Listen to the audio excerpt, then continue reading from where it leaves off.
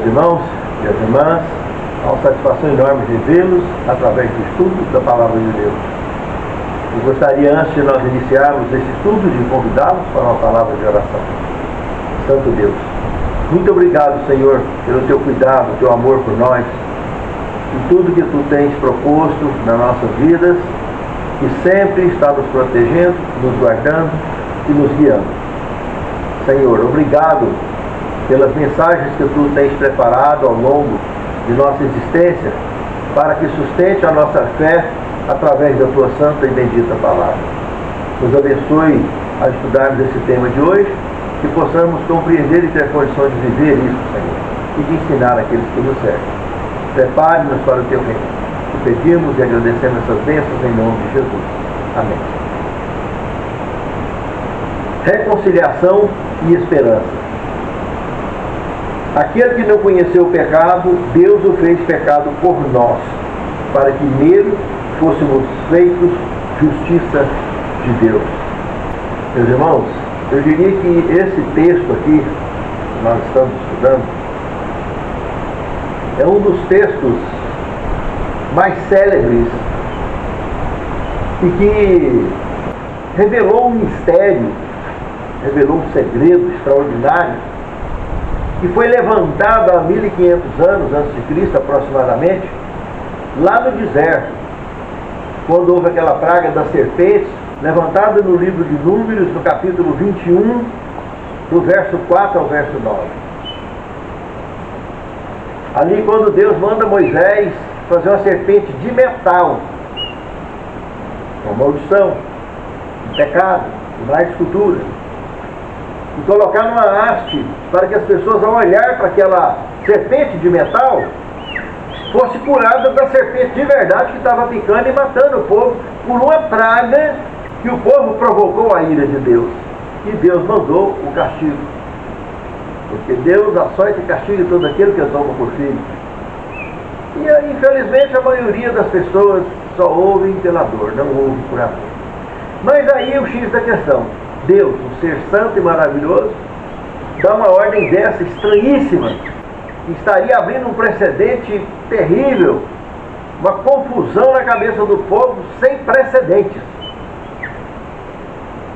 Moisés fez, o povo foi curado de olhar para essa serpente de metal, e um dia lá conversando com Nicodemos, no Evangelho de João, capítulo 3, entre o verso 14 e o verso 16, ele explica para Nicodemos, Jesus explica para Nicodemos, que assim como Moisés levantou a serpente no deserto, também o Filho do Homem seria levantado da terra para atrair todos a ele. Porque Deus amou o mundo de tal maneira que deu o seu único da espécie, para que todo aquele que nele crê não pereça, mas tenha vida eterna. Deu o seu unigênito. E aqui Paulo está usando uma expressão de quem entendeu de fato esse acontecimento, dizendo que aquele que não conheceu o pecado, Deus o fez pecado por nós, para que nele fôssemos feitos justiça de Deus. Deus o fez maldição. Irmãos, Jesus morreu a morte da serpente, maldição. Maldito todo aquele que for pendurado no madeiro, seja de forca, seja de cruz. Ele morreu no madeiro. Ele morreu a morte da serpente, ele morreu a morte eterna. Por isso que ele suou sangue no Getsemane antes de ser conduzido definitivamente à morte. Ele sabia o tipo de morte que ele ia enfrentar. E ele estava vivendo uma vida absolutamente humana e não divina, cumprindo com a vontade do Pai e com a vontade dele também. Mas como ser humano que recebeu a carga genética humana nas suas veias, ele sentiu o peso da responsabilidade. Quem sabe a insegurança de não conseguir cumprir com êxito a missão. Insegurança essa que foi superada logo que os anjos chegaram, que estava orando Getsemane e o confortou, garantindo que ele venceria. O Espírito Santo estava fortalecendo o seu coração. Mas ele precisava de passar por essas sensações, esses sentimentos, para ser tentado em tudo, mas não pecou em nada. Ele morreu à morte da serpente. Apocalipse 1,5, ele foi o primogênito dos mortos. Ninguém antes dele morreu e nem depois dele até hoje. Morreu sono da morte. Sono da morte não é morte. Lázaro, nosso amigo, dorme. Vou despertá-lo do sono. Ele estava dissorando já. E Jesus o ressuscitou. Ele falou para Marta, para Maria, lá no cemitério, falou para elas, quem crê em mim, ainda que esteja morto, viverá. Falando dessa ressurreição. E quem crê em mim, que estiver vivo, jamais morrerá. E Lázaro, de fato, não estava morto. Estava dormindo 4 dias. Porque a morte, essa morte que nós entendemos como morte, não é morte. Então Cristo, Deus o fez maldição por nós. Ele pagou o preço meu e seu para garantir a minha e a sua salvação. Para que, de fato, definitivamente, pudesse haver para sempre reconciliação. Bastasse que eu e você aceitemos sermos reconciliados, que aceitemos esse sacrifício de Cristo, que aceitemos o preço que Ele pagou pela minha redenção e pela sua redenção. O segundo tema, reconciliados de obras más. Colossenses 1, 21 e 22, em harmonia com Efésios 5, 27. Meus irmãos, como eu estava comentando no tema anterior, a conversa que Cristo teve com Nicodemos, a ideia, ele demonstra um explicativo sobre isso que Paulo falou aqui de uma maneira muito interessante, porque o que Paulo está falando aqui é sobre estar separado de Deus, inimigos de Deus, antes desse sacrifício de Cristo, e que através do sacrifício dele, houve essa reconciliação, houve essa retomada. O muro de divisão pecaminoso que nos separava de Deus, caiu através da vitória de Cristo. Não existe mais esse muro, desde que nós estejamos conectados com Ele, com o Salvador. A gente cai, tropeça, mas não tira os olhos de Cristo. E Ele nos sustenta, Ele nos perdoa, Ele nos capacita ao arrependimento daquilo que fazemos errado. E podemos andar. A forma de separação que nós tivemos da antiguidade entre nós e Deus, através do pecado, nós hoje temos a garantia de um preço impagável. Que Deus pagou por amor de mim e de você. Para que eu e você pudéssemos ser recuperados dessas obras más que nós nascemos propensos a fazer. Ensinar coisa certa, correta para um ser humano desde o seu nascimento é uma coisa difícil, porque não faz parte da gente, não é natural do ser humano fazer coisas boas. Nós nascemos com a propensão natural de fazer coisa errada. Isso aí não precisa de ensinar, parece que já nasce sabendo. Observa na educação de uma criança. Ela facilmente vai revelando ao longo do tempo as características tendenciosas de maus hábitos da genética que vem no seu sangue de geração em geração. Mas ensinar aquilo que é correto, esse é trabalhoso, porque depende de darmos exemplo também, e que não é muito fácil, né? Mas Cristo, com o seu sacrifício, nos garantiu essa forma de reconciliação, de restabelecermos uma relação assim como os nossos primeiros pais tinham no jardim antes de pecar. Nós conversamos com Deus o tempo todo. Jesus garantiu que estarei convosco até a consumação do século. Vocês não ficarão sozinhos. Quando Paulo fala que o justo viverá pela fé, ele está mostrando um ângulo da nossa vida que precisa ser estabelecido, porque se nós não restabelecermos através da fé essa comunicação com Deus, conversarmos com Deus como se estivesse conversando com o melhor amigo, irmãos, como que a gente vai, de fato, voltar a ver Deus face a face? Para que vejamos Deus face a face, precisamos exercitar a nossa fé. Por isso que Paulo diz que o justo viverá pela fé.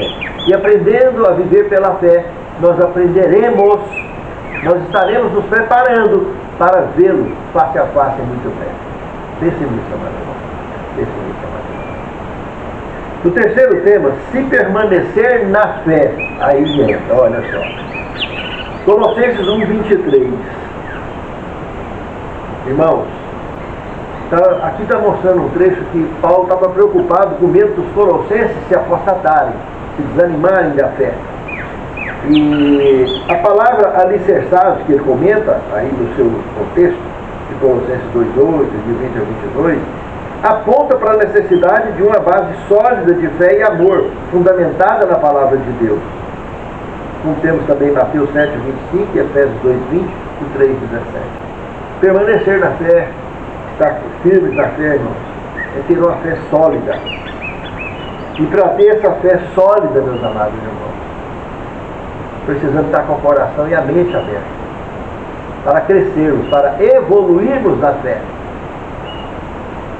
Quando nós nos vinculamos a tradições humanas, sejam elas de cunho social, familiar ou religioso, irmãos, nós criamos tendências de fechar a mente, ficar travado. E assuntos que realmente exigem um aprofundamento maior na ótica bíblica e na ótica da vida, geralmente quando se fala nisso trava. As pessoas não conseguem abrir a mente para sair daquela rotina, daquela mesmice que ela já foi naturalmente criada de geração em geração. E quando nós aceitamos viver uma fé sólida, essa fé nos prepara sempre para novidades de vida. Paulo comentou num outro contexto: não vos conformeis com esse mundo, mas renovai através do Espírito. É isso, meu irmão. Renovar a mente é estar sempre com a mente aberta, para aprender aquilo que a palavra vem nos trazer, que a palavra escrita nos mostra. Aprendendo a entender, estudar, avaliar a palavra escrita, nós estaremos prontos para receber a palavra viva e transmitirmos a palavra viva. Pense nisso. O quarto tema, o plano eterno de Deus. Estudando Colossenses 1:24 e 26 aqui, olha o que diz Paulo aqui nesse texto. Agora me regozijo no meio dos meus sofrimentos por vós, e cumpro na minha carne o que resta das aflições de Cristo por amor do seu corpo, que é a igreja, da qual eu fui constituído ministro, segundo a dispensação de Deus, que me foi concedida para convosco, a fim de cumprir a palavra de Deus. Irmãos, nosso destino, o destino da nossa vida, se resume às nossas escolhas. Nos dias de Cristo, nos dias de Paulo, dos apóstolos, o sistema promovido pelas potestades da maldade, administrada por Satanás, oprimiu. Houve uma perseguição absoluta, furiosa, contra o povo de Deus. Paulo aqui mostrou que mesmo estando ciente disso, ele escolheu servir com a própria vida, se necessário fosse, e foi. E foi decapitado. Todos os apóstolos morreram, de uma maneira ou de outra. O próprio Cristo morreu fruto do ódio da liderança da sua própria igreja, que exigiu do Império Romano a execução dele. É um ódio sem precedentes. E Jesus comentou que vós sereis odiados por todas as gentes por causa do meu nome. Ou seja, do nome cristão. Mas o plano eterno de Deus é que o amor que ele empreendeu na campanha de oferecer o seu filho para pagar o preço que ninguém podia pagar, nenhum outro ser do universo podia pagar, Pai, Filho e Espírito Santo pagou para a minha e a sua salvação. E está à nossa disposição, chamado graça de Deus. Paulo escolheu servir mesmo assim. Os apóstolos escolheram. E hoje nós estamos prestes a enfrentar a mesma situação. E estamos ou não inclusos no plano eterno de Deus. Esse,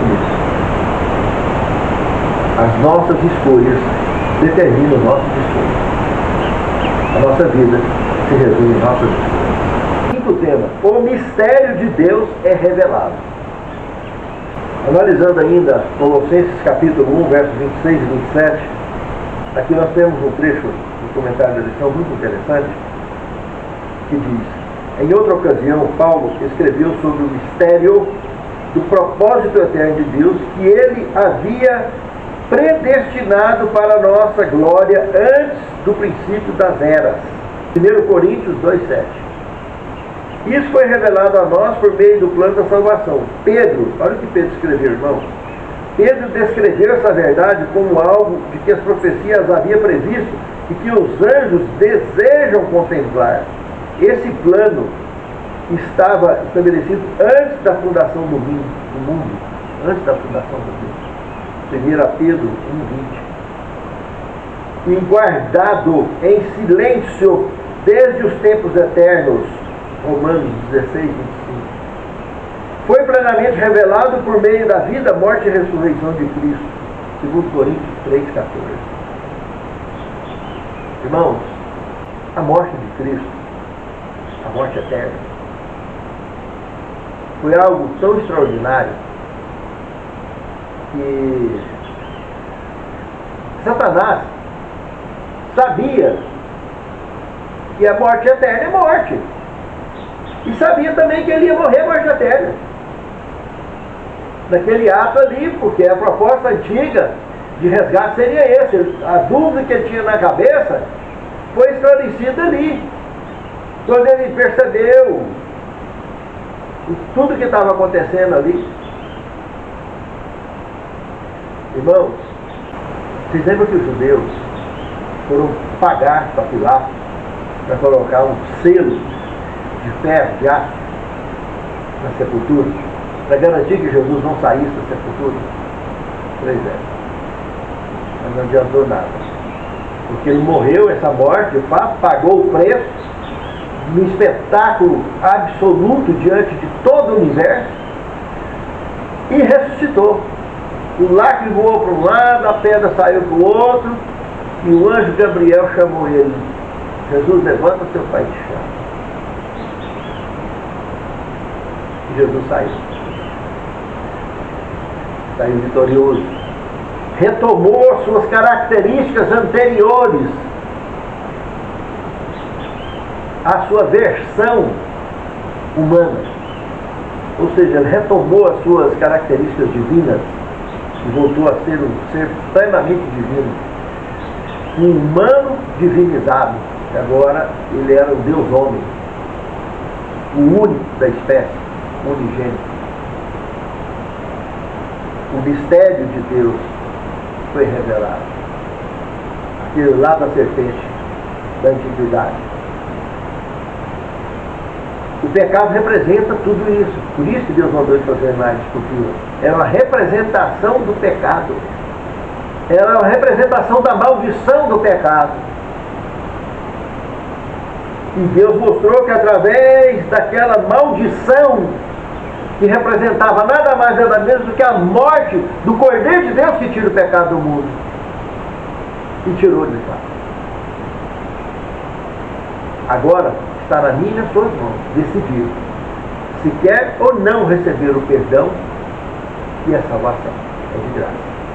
E Deus, com a sua graça, nos oferece a tudo. Decidir. O sexto tema, o poder do Evangelho. Aqui é algo muito pesado, muito profundo. Isso. Colossenses 1, 28 e 29, a gente estudando, nós podemos entender que Evangelho, boas novas, que Cristo anunciou, que nos outorgou, nos comissionou a irmos a todo mundo ao nosso redor e pregar essas boas novas, elas são poderosas, irmãos. Quantas e quantas pessoas ouviram pela primeira vez e se converteram no ato ao ouvir as boas novas. Um poder avassalador do Espírito Santo transforma a nossa alma e nos capacita, nos impulsiona andar com firmeza em direção plena ao reino de Deus. Nos tornam participantes imediatos do reino de Deus. Um desejo profundo de adorar a Deus em espírito e verdade. O plano da pregação do Evangelho, irmão, simplesmente é perfeito. É uma pena que a maioria das igrejas, povos dessas igrejas, dos líderes de todas as igrejas do mundo, a maioria, acabam deixando de cumprir a missão no verdadeiro foco e mudando a direção. Ao invés de facilitar a ascensão das pessoas aos pés de Cristo, às vezes dificultam, criando regrinhas. Esse não pode batizar por causa disso. Esse não pode batizar por... Meu Deus do céu! Jesus mandou ir pregar e batizar a todo o povo, tribo e língua, ensinando tudo que eu vos tenho ensinado. Mas não mandou exigir nada de ninguém, irmão. Nada. São as pessoas que decidem se vai ou não continuar andando nos caminhos de Deus. A obrigação nossa é cumprir com a missão do ID. E não ficar criando regrinhas, dificultando a vida, o acesso das pessoas aos pés de Cristo, pensando que dificulta, porque Deus não abandona os seus. O céu vai ser um lugar de surpresa. E como será? Quantos que têm certeza que vai estar lá, baseado na hipocrisia religiosa que vive, e se perderão para sempre? Tremerão, rangerão os dentes de terror, de medo e pavor, ante a expectação das coisas que acontecerá nesse dia. Ou, a gente não pensava, estará bem na linha de frente, na pregação do Evangelho, conduzindo dezenas, centenas de milhares de pés de Deus. Porque aceitar o plano perfeito do Evangelho, da pregação do Evangelho, que é um poder avassalador. Simples, simples. A pregação do Evangelho, a missão, ela é muito simples, só é séria demais. Não dá para brincar de ser crente, não dá para brincar de ser missionário. Precisamos assumir essa missão de forma firme e sólida, através de uma fé sólida. Sétimo tema, simples assim. Queria citar texto aqui de Páginas Escolhidas, 1 e 2, página 332, que diz o seguinte: não possuímos em nós mesmos a justiça necessária para fazer as exigências da lei de Deus, mas Cristo providenciou uma solução ao entregar-se a Ele, aceitando-o como seu Salvador. Você, por causa dele, será considerado justo. Não importa quão pecaminosa possa ter sido sua vida, o caráter de Cristo substituirá o seu caráter, e você será aceito diante de Deus como se não houvesse pecado. Ó Senhor, glórias a Ti para todo sempre, por nos dar essa certeza de que as vestes de Teu Filho amado cobrem a nossa imundícia, nos limpa, nos lava e nos habilita para o Teu reino. Nos capacite, Senhor, a cumprir com a missão que Tu tens confiado a todos nós. Santifica-nos na Tua palavra, porque a Tua palavra é a verdade. Prepare-nos para o Teu reino. É o que te pedimos, agradecidos em nome de Jesus.